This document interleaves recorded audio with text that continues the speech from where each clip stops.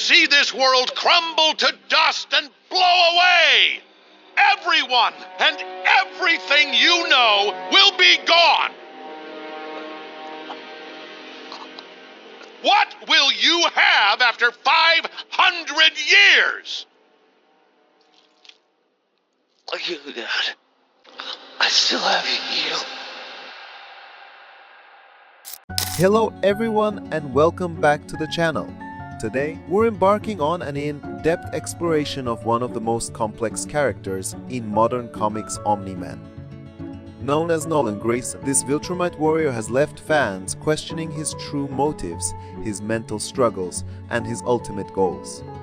Is he a hero, a villain, or something in between? Over the next 20 minutes, we'll dive deep into his story, his psychology, and the legacy he leaves behind. So grab a snack, get comfortable, and let's unravel the enigma that is Omni-Man.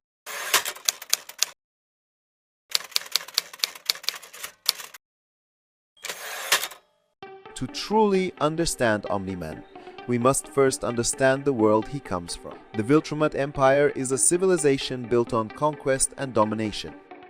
Viltrumites are a warrior race, genetically engineered for strength, endurance, and near immortality. Their society values loyalty to the Empire above all else, and dissent is met with brutal punishment. Nolan Grayson was born into this world, raised to believe in the superiority of Viltrumite ideals. From a young age, he was trained to be a soldier, taught that the expansion of the Empire was not just a duty, but a moral imperative. This upbringing shaped Nolan's worldview, but it also planted the seeds of his internal conflict. The Viltrumite ideology is rooted in the belief that their way of life is the only path to order and progress. They see themselves as the rightful rulers of the universe, and any resistance to their rule is seen as a threat to the greater good.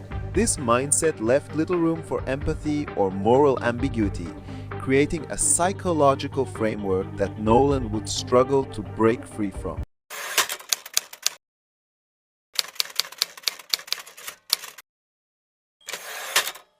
Nolan's mission to Earth was supposed to be straightforward: infiltrate, assess, and prepare for conquest. But Earth was unlike any planet he had encountered before.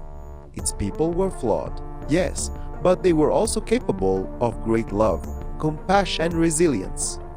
As Nolan integrated into human society, he found himself drawn to its beauty and complexity. He fell in love with Debbie Grayson, a human woman who saw the man behind the mask. Together, they built a life and raised a son, Mark. But this idyllic existence was built on a lie that would eventually tear Nolan apart.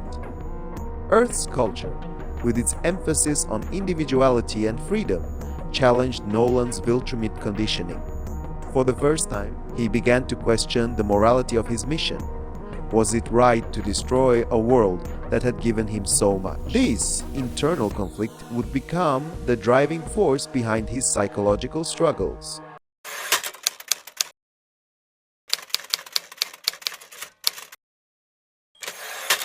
For years, Nolan played the role of Earth's greatest hero.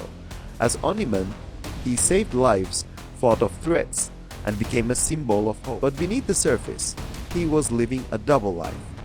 Every act of heroism was a calculated move to gain humanity's trust, all while preparing for the eventual Viltrumite takeover.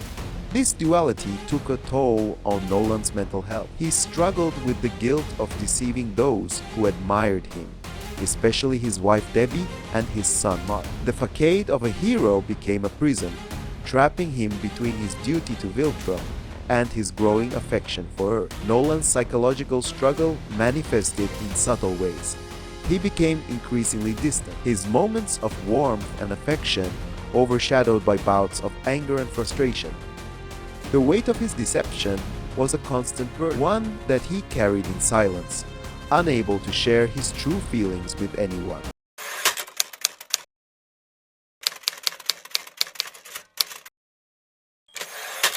Nolan's psychological struggle reached its peak during his confrontation with Mark. As he brutally attacked his own son, the facade crumbled, and the truth came out: Omni-Man was not a hero, but a conqueror. This moment was not just a physical battle, but a psychological one. Nolan's actions were driven by a mix of Viltrumite indoctrination and his own internal conflict. He believed that by breaking Mark's spirit, he could spare him the pain of resisting the inevitable Viltrumite rule. But deep down, Nolan was also trying to convince himself that his mission was justified. The emotional toll of this confrontation left both father and son scarred.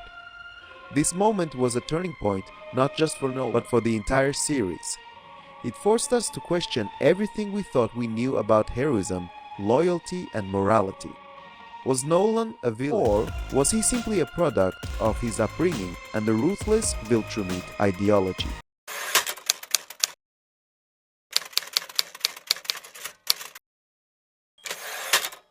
After leaving Earth, Nolan was consumed by guilt. He had betrayed the people who loved him, and the weight of his actions haunted him. This guilt was compounded by his realization that the Viltrumite ideology might be flawed. For the first time, Nolan began to question his loyalty to Viltrum. His journey across the galaxy became not just a physical one, but a psychological quest for redemption. He sought to understand whether he could ever atone for his sins, or if he was doomed to be a villain forever. Nolan's guilt manifested in various ways. He became more introspective, reflecting on the choices he had made and the lives he had destroyed. He also began to seek out opportunities to do good, not out of a sense of duty, but out of a genuine desire to make amends. This shift in his mindset marked the beginning of his redemption arcs.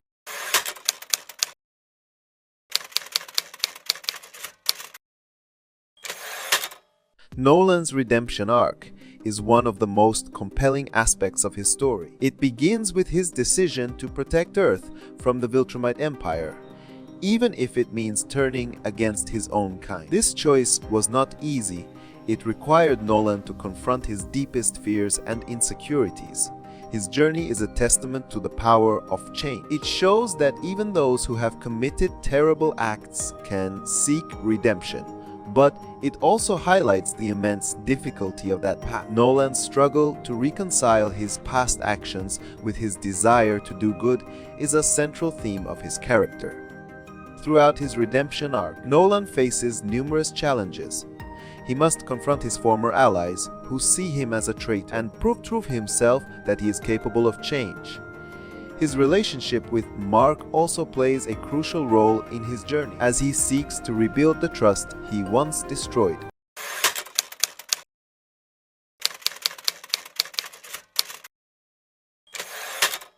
Today, Omni-Man's legacy is a complex one.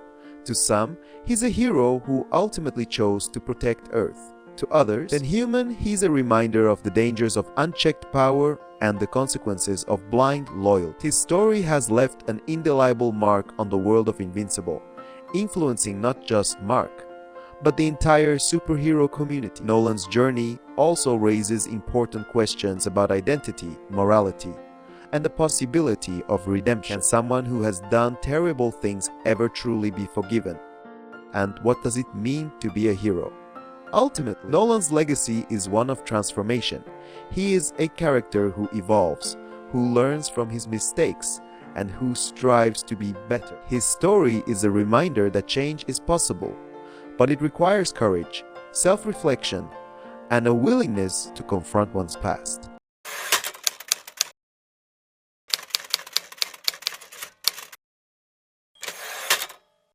Let's take a moment to analyze Nolan's character from a philosophical and psychological perspective. His story is a modern-day tragedy exploring themes of duty, free will, and the nature of evil. Duty vs. morality. Nolan's struggle between his duty to Viltrum and his moral compass is reminiscent of classic philosophical dilemmas. Is it better to follow orders even if they conflict with one's personal beliefs? The nature of redemption. Nolan's journey raises questions about whether true redemption is possible. Can someone who has committed atrocities ever truly be forgiven, or are they forever defined by their past actions? The psychology of indoctrination. Nolan's Viltrumite conditioning is a powerful example of how upbringing and ideology can shape a person's worldview. But it also shows that even the most deeply ingrained beliefs can be challenged and changed. And that, my friends, is the complete story and psychology of Omni-Man, a tale of power, betrayal, and redemption. It's a story that challenges our understanding of heroism and reminds us that even the strongest among us are not immune to doubt, regret, and change. If you enjoyed this deep dive into the world of Invincible, don't forget to like, subscribe, and hit the bell icon for more content like this. Let me know in the comments, do you think Omni-Man can ever truly be redeemed? And who's your favorite character from the series? Until next time, keep exploring the stories that inspire us, challenge us, and make us think. Thank you for watching.